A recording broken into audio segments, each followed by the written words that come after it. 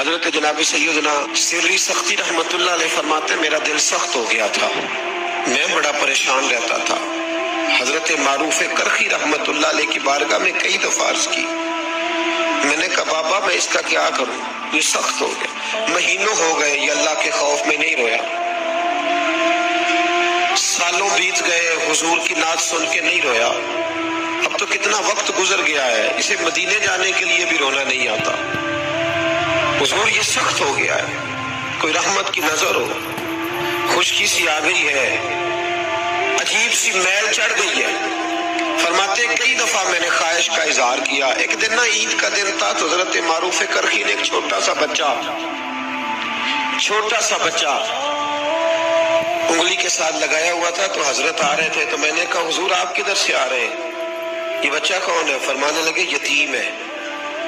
سارے بچے عید والے دن اخروٹ کے ساتھ کھیل رہے تھے، بیچارے کے پاس اخروٹ کوئی نہیں، تو حضور آپ کیا کریں گے؟ تو حضرت معروف کرخی کہنے لگے پیسے تو میرے پاس بھی کوئی نہیں اخروٹ خرید کے دینے کے، میں یہاں سے کھجوروں کی گٹھلیاں چنوں گا، وہ گٹھلیاں بازار میں بک جاتی ہیں، میں یہ گلیوں سے گٹھلیاں چنوں گا اور چن کے میں کہیں بیچوں گا، اور جب میں انہیں بیچوں گا تو پھر یتیم کے لیے 2-4 اخروٹ خریدنے کے قابل ہوں گا، پھر میں اسے اخروٹ خرید کے دوں گا۔ پتہ نہیں کہاں کی بات سنا رہا ہوں میں آپ، اور پتہ نہیں کہاں کا ذکر کر رہے ہیں بابا جی۔ بچہ یتیم ہے، بچے اخروٹ سے کھیل رہے تھے، اس کے پاس اخروٹ کوئی نہیں۔ بابا آج کا پیر تو معرفت کی بات کرتا ہے، تو یتیم کے لیے گٹھلیاں چننے چلا ہے۔ آج کا پیر تو کہتا ہے میں اے سی والے کمرے میں بیٹھ کے تمہیں بڑا عرش کے اعلیٰ کی بات بتاؤں گا، یتیم کے لیے گٹھلیاں چننا، مدرسے کے طلباء کی نوکری کرنا، یتیموں کا، غریبوں کا، ان مجبوروں کا خیال کرنا، یہ تو رواج ہی نہیں ہے آج کا۔ بابا تو کیا کہانی سنا رہا ہے؟ تو حضرت معروف کرخی کہنے لگے گٹھلیاں چنوں گا، پھر انہیں بیچوں گا،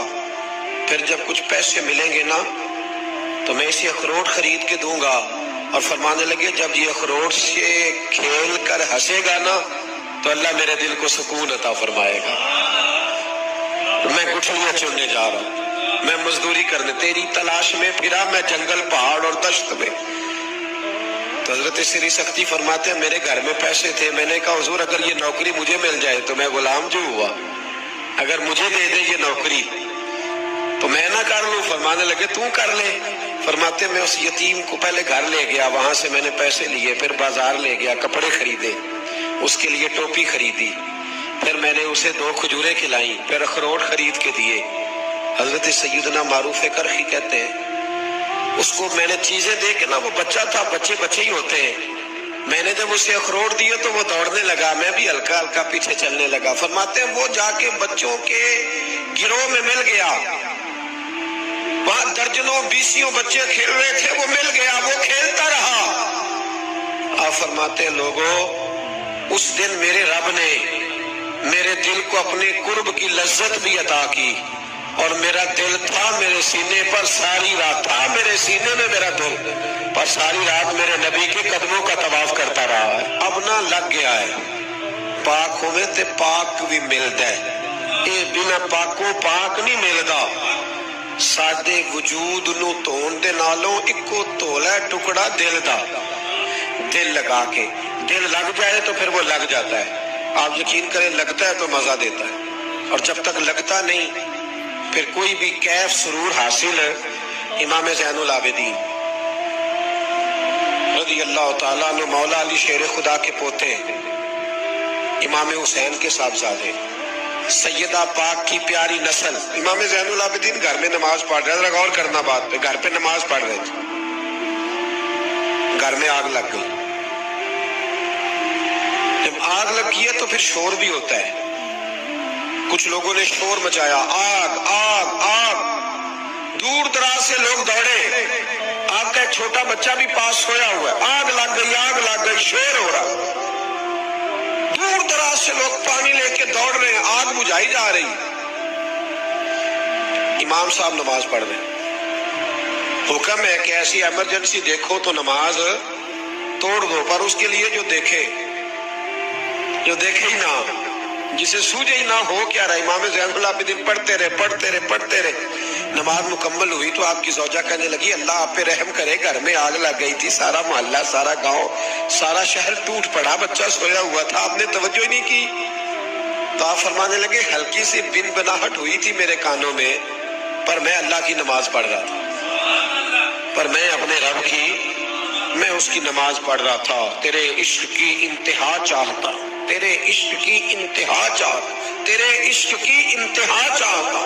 میری سادگی دیکھ کیا چاہتا، ذرا سا تو دل ہے مگر شوق اتنا،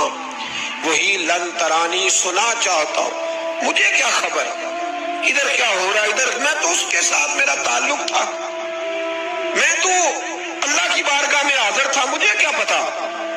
بی بی کہنے لگی آگ لگ گئی تھی، تو فرمانے لگے بھلی مانس چپ کر، تم دنیا کی آگ بجھا رہے تھے، میں جہنم کی آگ بجھا رہا تھا، تم لوگ اپنے شور میں تھے تو میں اپنے ذائقے میں۔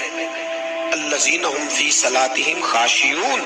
فرمایا یہ لوگ اپنی نمازوں میں عاجزی کر، دل لگا کے کرتے ہیں جو کرتے ہیں۔ اور بڑی خوبصورت مثال ہے، حضرت رومی نے لکھی ہے، بڑی مشہور بھی ہے۔ ایک نمازی نماز پڑھ رہا تھا، میری طرح کا نمازی، مجنو اس کے آگے سے گزر گیا، لیلا کے گھر جا رہا، تو نمازی اتحیات پہ تھا، اتنی دیر میں اس نے بھی نماز مکمل کر لی، تو پیچھے سے جا کے مجنو کا گریبان تھاما، کہنے لگا شرم نہیں آتی تجھے، مسئلے کا نہیں پتا، نمازی کے آگے سے نہیں گزرنا چاہیے؟ تو کہنے لگا یار معاف کر دو، مجنو کہنے لگا معاف کر دو، غلطی ہو گئی، حالانکہ شہزادہ تھا، پر معافیاں کیوں مانگ رہا ہے؟ اس لیے کہ کسی سے دل جو لگ گیا ہے، عاجزی آ گئی، ان کے چل یار معاف کر دے، تیری مہربانی کر۔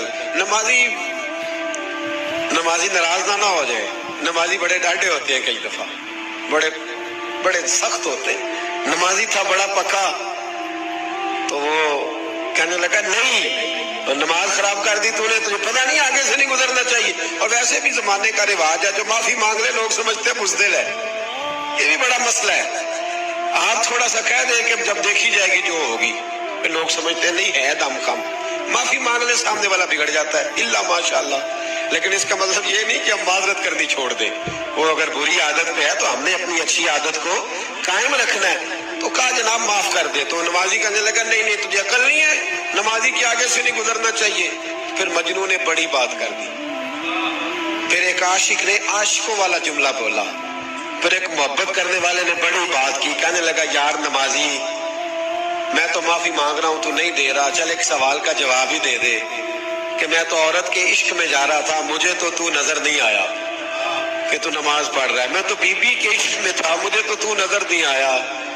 تو بتا تو رب کے عشق میں تھا، تو مجھے کیسے دیکھ رہا تھا، میں تجھے کیسے نظر آیا، حالانکہ تو اللہ کے عشق میں کھڑا تھا، مالک حقیقی کی محبت میں تیری میرے اوپر نظر کیسے پڑ گئی، میں تو عورت کے عشق میں تھا۔ اب نمازی صاحب شرمندہ ہو گئے، مجنو کہنے لگا آج کے بعد جب رب کی بارگاہ میں کھڑے ہونا نا تو والذین آمنوا اشد حبا للہ، پھر نماز